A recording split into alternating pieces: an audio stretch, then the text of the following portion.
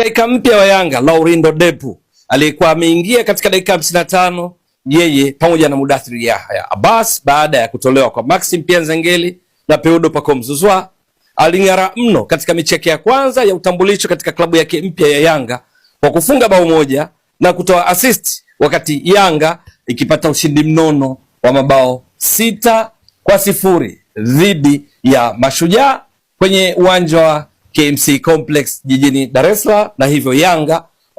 kukwea kileleni mwa msimamo wa ligi kuu Tanzania bara ikifikisha pointi 19 baada ya kucheza mechi 7, lakini wakati huo huo iking'ara zaidi kwenye kupachika mabao na kuruhusu, kwa maana kwamba Yanga kwa matokeo ya leo hii ya mabao 6-0 wakiwa chini ya kocha Pedro Gonçalves wamekuwa na rekodi nzuri zaidi katika kufunga na ulinzi, kwa sababu kwenye mabao Yanga hivi sasa ndio timu yenye mabao mengi zaidi ikiwa imefunga mabao 18, lakini pia ikiwa na ukuta imara zaidi imeruhusu bao moja tu. Ushindi huo uliendana na kile ambacho kilionekana uwanjani, Yanga wakionekana kutawala mchezo kuanzia dakika ya kwanza mpaka mwisho wa mchezo, ambapo kwa ujumla wake Yanga ilimiliki mpira kwa 66%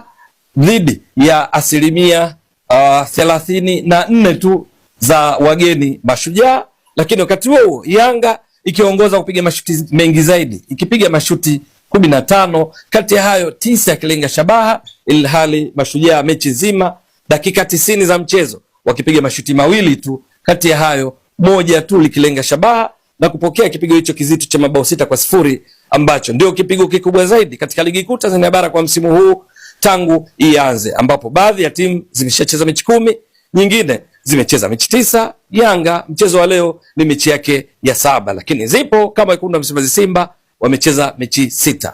Katika mchezo huu wa leo Yanga ambao walianza kwa kumiliki mpira mwanzo wa mchezo mpaka mwisho, walifunga mabao yao katika dakika ya 8 likiwekwa wavuni na mchezaji wao mpya wale msajili katika dirisha dogo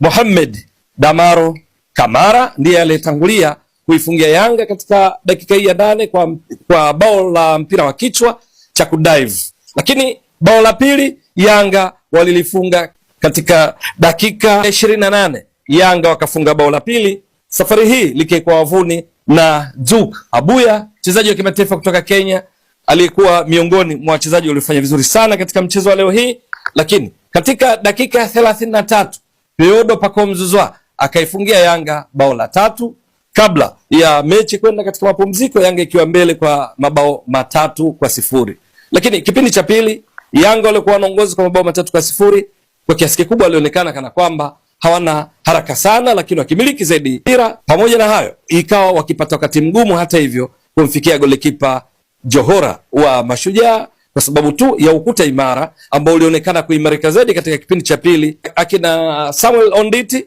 lakini akishirikiana vyema na kina Mpoki Mwakinyuki aliyekuwa nahodha na wenzao katika kuhakikisha wanakuwa salama kwenye kipindi cha pili, walionekana kwa imara zaidi. Hata hivyo dakika ya 55 baada ya mabadiliko ya kuingia kwa Depu, mchezaji mpya wa Yanga raia wa Angola aliyetoka Poland katika klabu ya Radomia Radom, akiwa pamoja na Mudathir Yahya Abbas aliyetoka kwa majeruhi katika siku kadhaa hivi karibuni, wakipishwa na Max pamoja na Pacome ambao tayari walikuwa wameshaonyesha kiwango bora sana mpaka kufikia muda huo. Sasa wakiungana na nyota wengine wa Yanga waliokuwa wameonyesha kiwango bora kwenye mchezo wa leo, akiwamo mchezaji Alan Okello walimsajili hivi karibuni kutoka